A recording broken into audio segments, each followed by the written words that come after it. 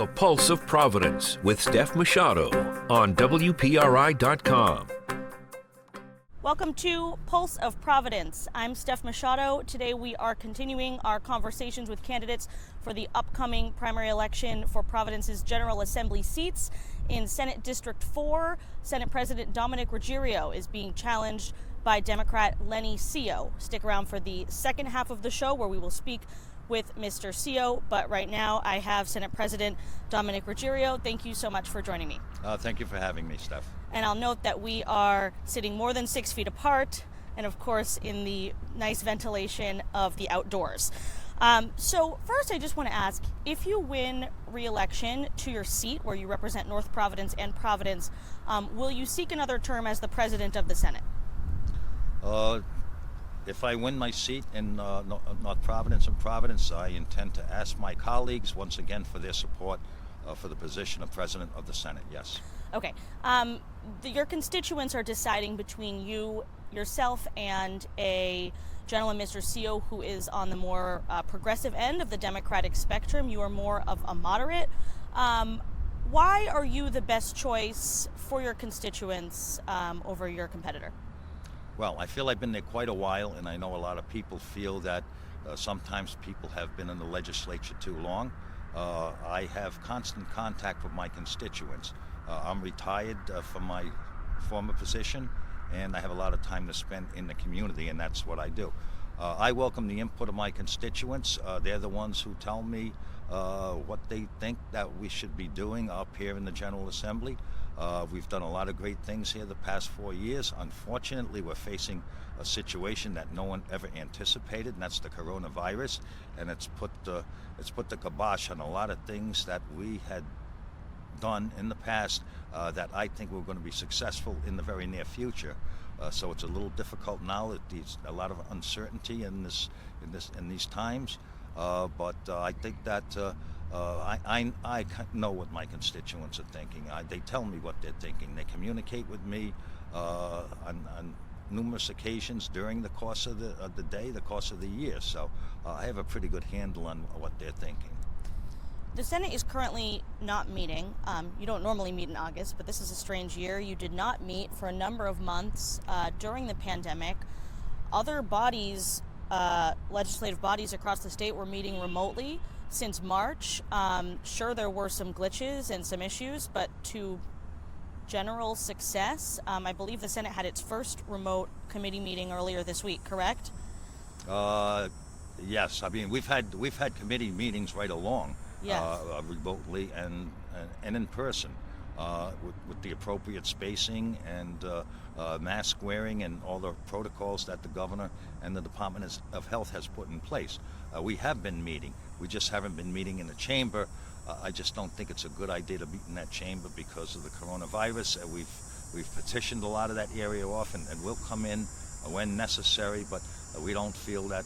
Obviously, we're not usually in session in August, but we didn't feel like there was a lot of things necessary for us to come in. Obviously, we're waiting to see what happens in Washington as far as what they intend to do as far as stimulus for the different states.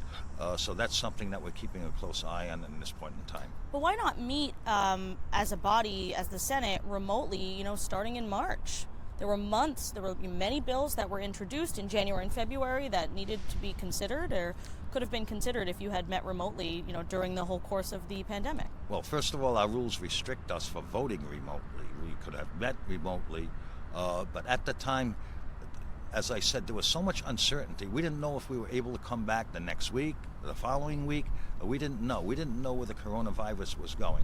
Obviously, there was an uptick, and so we decided to suspend our operation here.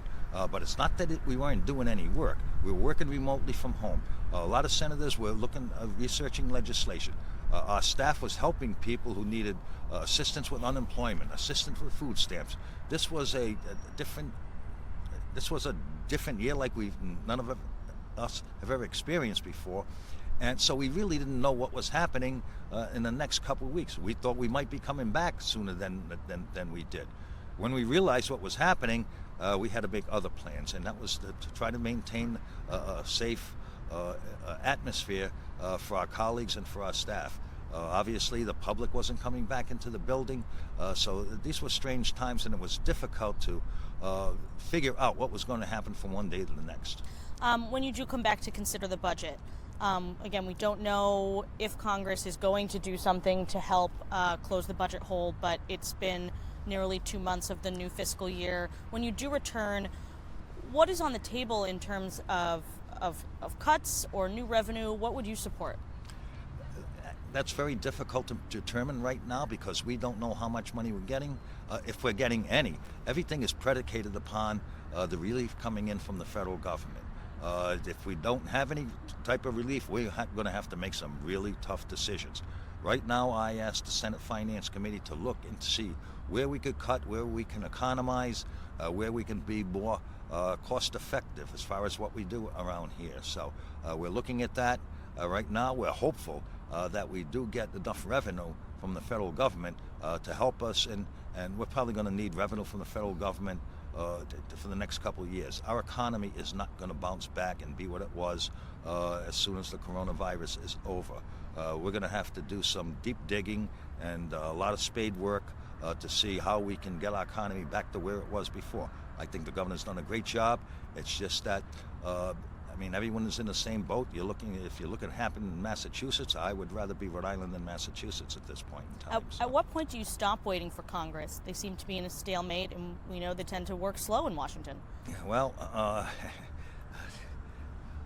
government doesn't run quickly, as we all know. I think that they're going to have to come to some kind of resolution, only because I don't see some of these individuals who are up for election going back to their home state with nothing.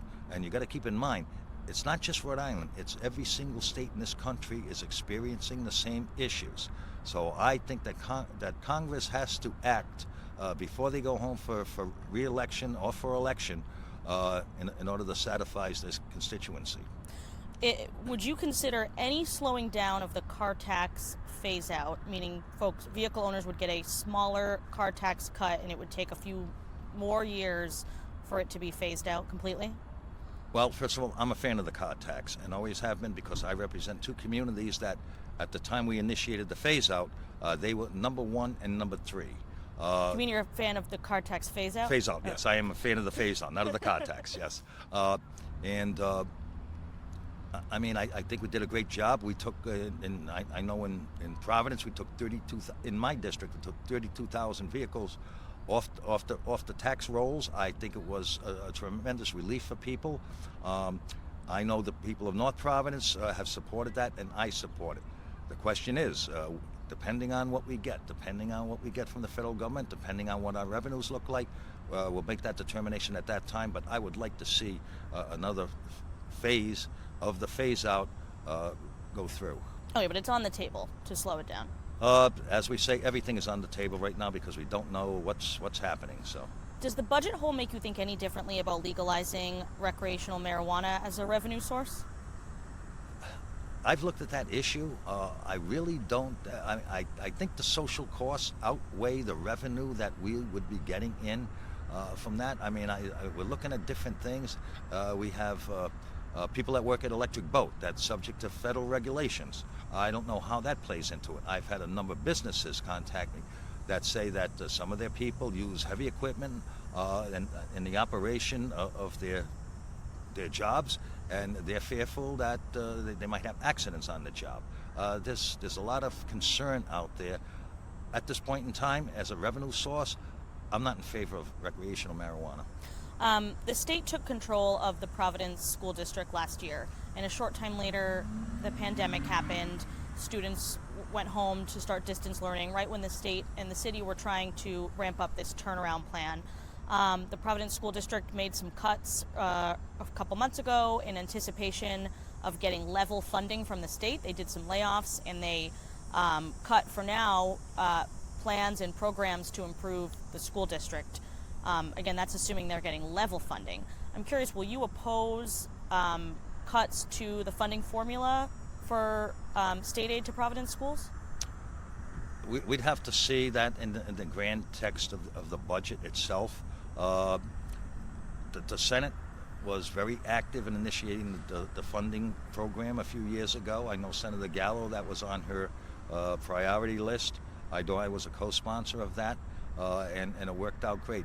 We just don't know what the revenues are going to be. We don't know what we're going to be getting from the federal government at this point in time, and we'll take a close look at it. Do I want to? No, I want to keep everything funded the way it's funded. Providence has received $100 million in the last couple of years, in addition to their normal funding. So we want to try to keep that in play.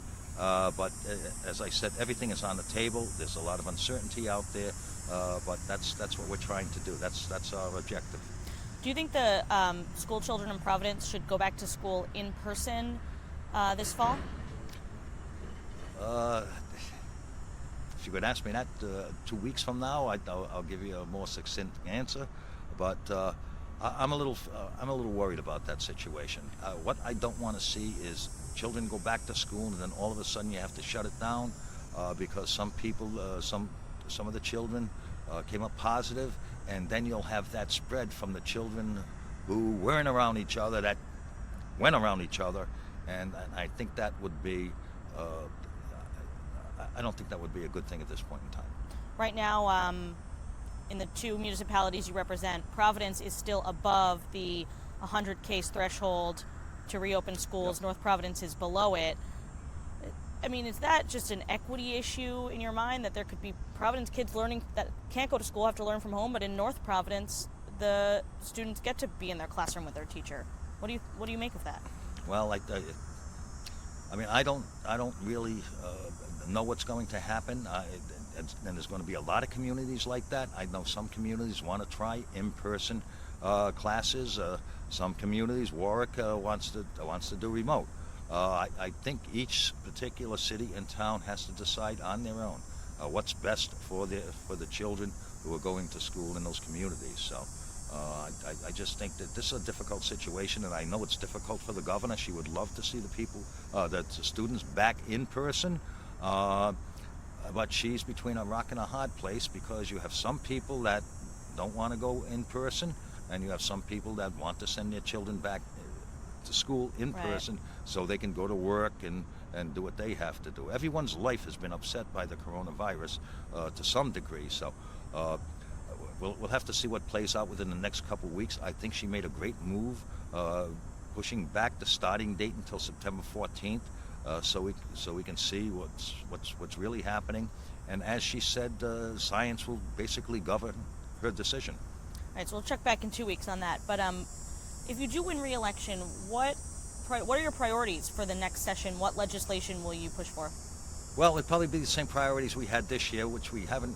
We've done a couple things, but some things we haven't done. Obviously, housing is an issue. We were focusing on that this year, and I think it's going to be more of an issue with the coronavirus situation as it moves further. I mean, education is our priority. We were hoping to do some things with education this year, I mean, now we're looking at what we have to do as far as improving these schools, the capital improvements to these schools, investment. A lot of these schools are very old. Their HVA systems can't accommodate the students going back. There's a whole bunch of issues with the construction and the deterioration of schools, and not only in Providence but throughout our state. Do you want there to be any additional bonding on the state level for school construction? I know Providence is going to have a citywide bond on the ballot this November. Providence is going to have a $140 million bond referendum on the ballot in November for people to vote on in Providence. I think that's just the tip of the iceberg. A lot of other schools, and we've done a lot of bonding so far, and we're going to probably be coming back to do some more. A lot of other schools have took advantage of what we did as far as the $250 million bond proposal that we passed a couple years ago. I mean, these things haven't started happening yet, but they will happen soon, and we're looking forward to the improvements that we'll see in our schools. Another huge topic in Providence right now is the push to defund or decrease funding to the Providence police. A lot of folks think that money should be cut and spent elsewhere. Others say we need more police officers. In fact, we've had a number of homicides in the past couple of weeks. Where do you stand on this? And I'm curious what you think about the upcoming police academy in February. That would add up to 50 officers to the police department, but it could be cut because of budgetary reasons. Where do you stand on this? Well, obviously, I am against defunding the police. I think the police, the state police, the police in Providence, the police in North Providence, I think they do a great job. Let me just say this. We don't have the problems that Minnesota had. We don't have the problems that Georgia had. I think that our police departments are run relatively well. You always get one or two incidents where something happens that's not a good thing. But I think all in all, I think Chief Clements in the city of Providence does a great job. And what you see now is an uptick in shootings and things like that. I think we have 9 homicides this year, and that's about the same amount we had last year. Correct. I think there's an uptick, and it could be as a result of a lot of things. People are very tense. They don't know what's happening. They're living at home, and arguments ensue, and things like that happen. I mean, I don't know what causes it, but we're living in a very tense situation now. You're a pro-life Democrat. Last year, though, you allowed and arguably orchestrated a vote on a reproductive rights bill on the Senate floor. You voted against it, but you were pivotal in getting that to the floor so that the rest of the body could vote on it. Do you think that that's going to help or hurt you in your re-election? I don't think it's going to have any effect on my re-election. What happened there? That was set. I was not involved in that legislation at all. But it could not have gotten a vote on the Senate floor without you allowing it. Well, that's correct. But the way that they worked that out in committee, that was a very close vote. That was a 21-17 vote. Two people switched, because that would have been virtually, that could have been a 19-19 vote, and it would have gone down. So that was a very close vote. People worked very hard on that legislation, and once I saw what was happening there as far as how they worked on that legislation, I felt that it deserved a vote on the floor. You don't see that helping or hurting your re-election, though? I have not been approached by anyone that said, except the one group that addressed that situation to me. Got it. When the General Assembly was in session earlier this summer, the House passed a bill about mail ballots to make it easier for folks to vote from home. The bill would have sent a mail ballot application to all registered voters and also waive the witness and notary requirements. Those requirements have now been waived after a court battle that went all the way to the Supreme Court. Why did you oppose bringing that bill to the Senate floor to make it easier for folks to vote from home? Well, first, I had no problem with the 2 signatures and the notary. That was not our issue. As far as a mass mailing of ballot applications to every single Rhode Islander, I was opposed to that. I saw what happened during the presidential preference primary. 6 of 7 ballots were never sent back. The ballot applications were never sent back. I thought it was ineffective. I thought it was a waste of money, and I thought that the money could be used better elsewhere. People know how to, and I know what you're going to say. My next question. It cost a lot of money for a court battle. I sent ballots out to everyone. Oh yeah, you did that. Right. I was never against mail ballots. I was against the process of sending a mass mailing out, and some people moved. Those ballot applications would lay there. Some weren't. Some were returned. Some went back to the border canvassers. I had calls from about 7 border canvassers people that thanked me for that, because they said it would have been unwieldy and it would have been really difficult to process everything. So, I mean, people can go apply. We did the 20-day provision. Starting yesterday, they could go to the local border canvassers and vote, and that vote goes It goes right to the Board of Elections. They don't have to bring those votes up there. They don't have to transport them up there. It goes direct. I thought that was a lot better process. That was a bill that I believe Erin Shanley and Senator Erin Lynch Prada had put in. Now that we know a little bit more about what's going on with the post office, do you have any regrets about that now that we know that there might be delays in folks mailing their applications in, getting their ballots back? Do you have any regrets about that situation? No. Okay. I believe we are out of time. Thank you so much, Senate President Dominic Ruggiero, for joining me. Please stay with us. Up next, Lenny Sio, the other Democratic candidate.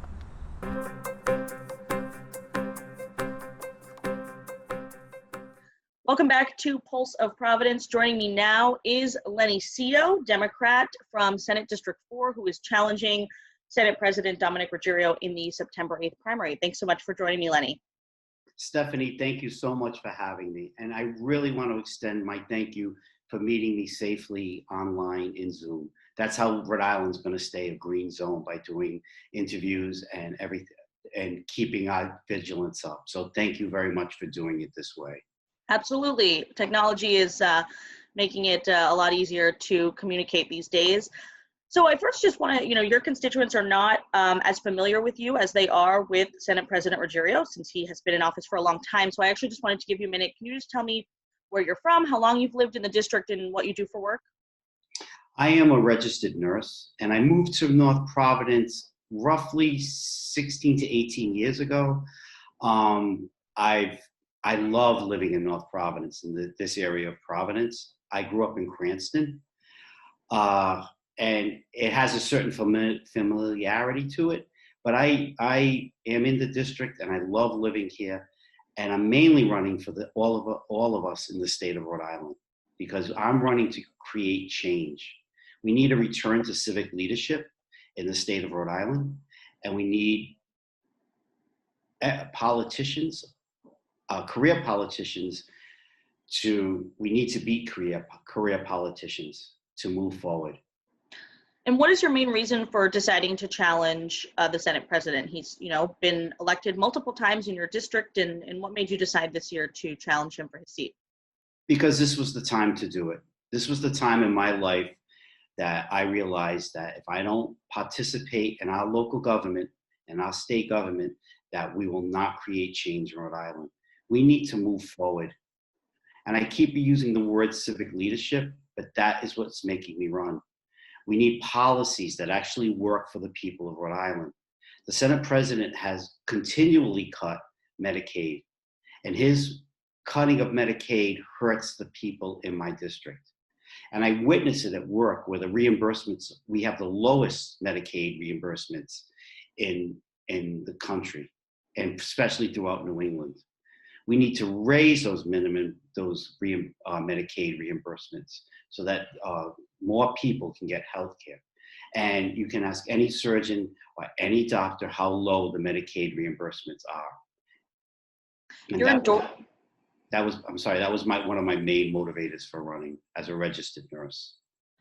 You're endorsed by the Rhode Island Political Cooperative, which is a progressive Democratic group here in the state. Obviously, Senator Ruggiero is more of a moderate.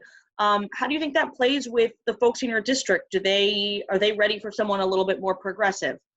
First of all, I wouldn't consider Senator Ruggiero a moderate. He's voted against women's reproductive health. He's voted against gay marriage. His policies are very conservative.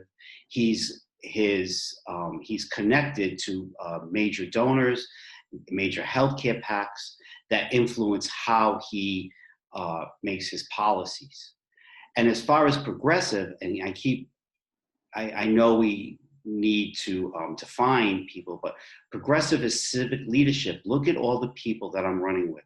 I'm a registered nurse. We have mothers. We have all walks of life running that are not connected to big corporations or big lobbyists or big PACs. All our money comes from small donors and the people of Rhode Island. And that's who we have to answer to at the end. You mentioned his stance on reproductive rights. He is pro-life. Are you pro-choice? I'm pro-choice. I believe women need good reproductive care. And I will never lie about that. I will never sugarcoat it.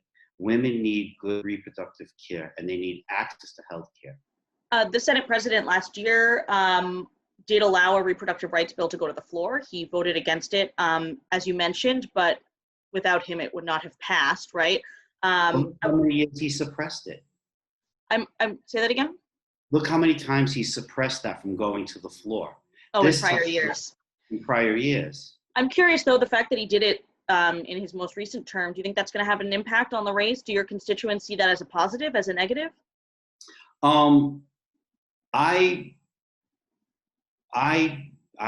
just am glad that this was done to protect us from whatever happens in the federal government and on the federal level.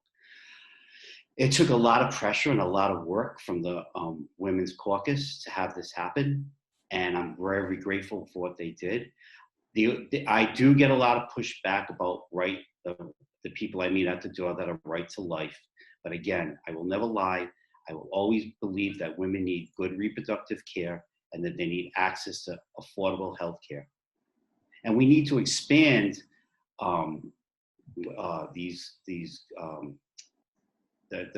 we need to expand women's access to care.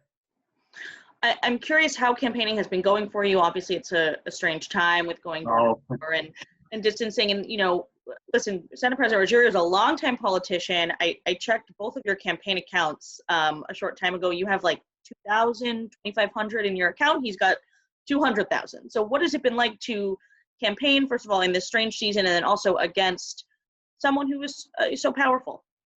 Well, that stock difference has motivated me. During the beginning of this crisis, I had to concentrate at work. The Senate president shut down the General Assembly. But during that time, he raised, $172,000? He opened up his campaign office, and he also tweeted out he was having a meeting at his campaign office.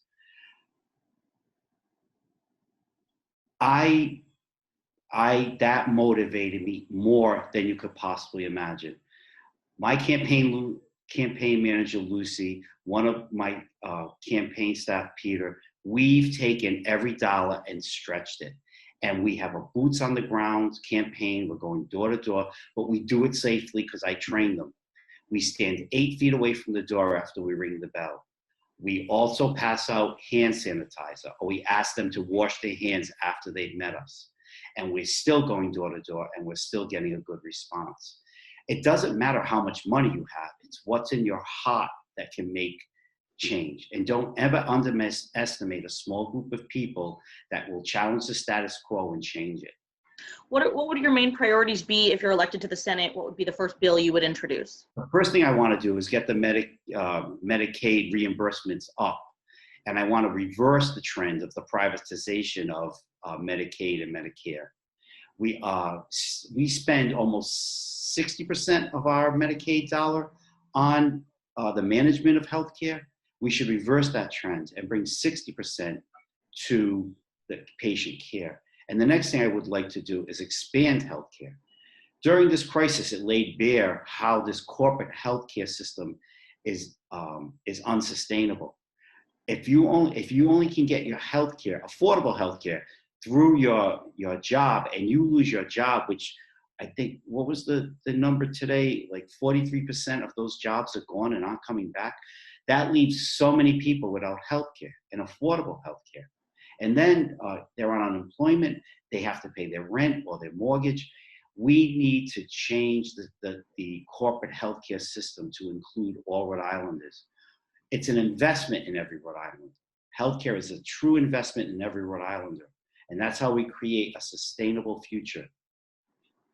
The state currently is in a budget hole. There's a gap of hundreds of millions of dollars that's going to need to be closed at some point. The General Assembly is planning to come back potentially this fall to address that. So that would be, before you start in the Senate if you are elected. But I'm curious, what would you propose to close this large budget shortfall, whether it be making cuts or raising revenue? First of all, to raise revenue, we have to change the way we do our income tax. The top 1% in the state only pay 5% of for their income tax. We need to create everybody pay their fair share, and we need to do that. That would create more revenue. Then we You have would to raise income taxes on folks who make above how much? I think it's above a half a million and up, Okay. but but they only pay 5%, while the rest of us pay anywhere from the poorest pay 20%, while the middle class pay 12.1, and the top percent and the middle earners only they pay 9 to 10%, and the top percent only pay 5%. Why are they allowed to keep more while the rest of us pay more? And we need to change that, and we need to create revenue there to begin with. Are you in support of legalizing marijuana? That's another thing that the governor has proposed to raise revenue. It is opposed, though, by both the Senate and House leaders. Okay. First of all, if we legalize marijuana, we need to address the issue of all the people that are in prison right now for doing the same thing that these wealthy investors are doing, producing marijuana. And we have to allow them the same opportunity to invest and have a future. It's not fair that they're in prison for the same thing that wealthy investors are doing.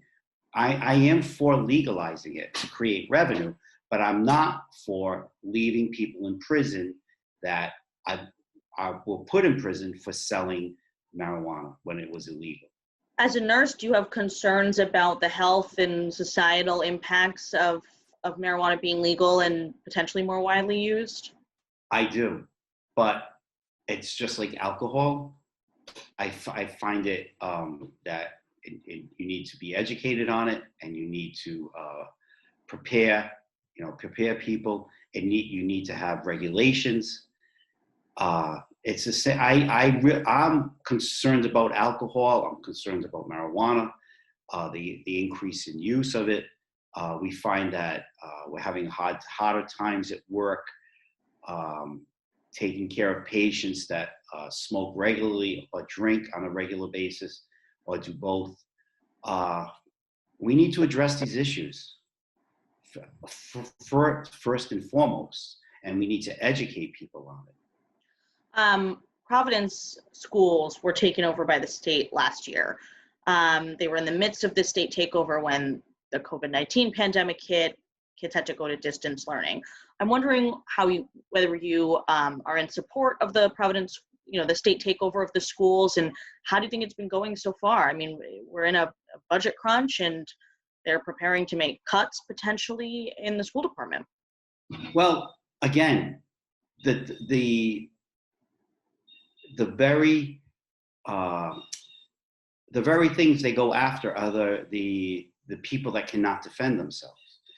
The U.S. and World Report ranked Rhode Island schools as 36th in the country. The Supreme Court ruled that our state constitution does not provide children with the right to quality public education. We need to structurally change how we spend money at the State House. The Senate president has continually cut funding to education to fund his projects like the Fane Tower or other projects that he has. These cuts over years have led us to this point. We need to reverse it, and we need to actually face these issues. And now's the time to rebuild Rhode Island right now where we can lead the country and we can create jobs. Do you think that school children in Providence should go back to school in person this fall? That's difficult. That's a very difficult question to answer because we have no central response to how we should open our schools, and each state is doing it by themselves. We are in a green zone right now, and my fear is that people are going to start to get lax about the precautions that we need to take. They already have, according to the governor and her team, that has broken up some parties and witnessed some, lack of masks on the ferry and different things, right?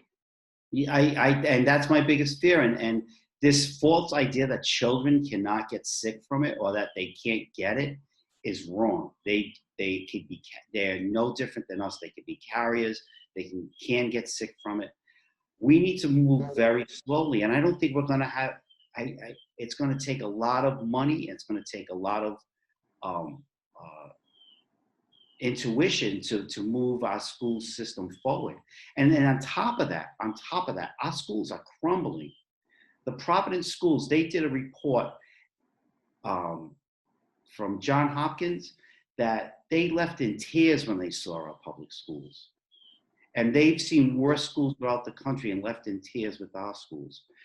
Again, this was under the Senate president's time, 35 years, and look where our Providence schools are.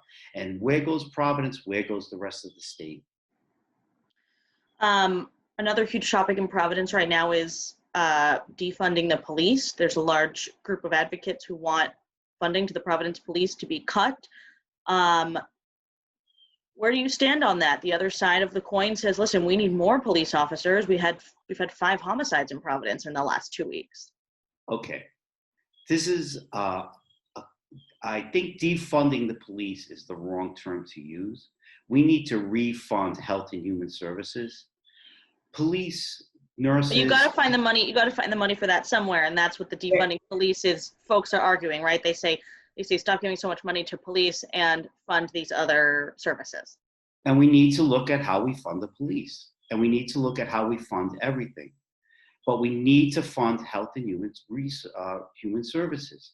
Police no longer are allowed just to be police. They have to be counselors. They have to be nurses. They have to be a lot of things when they show up at the door. The same thing with nursing. I am no longer just allowed to be a nurse. I have to be a social worker. I have to be an advocate.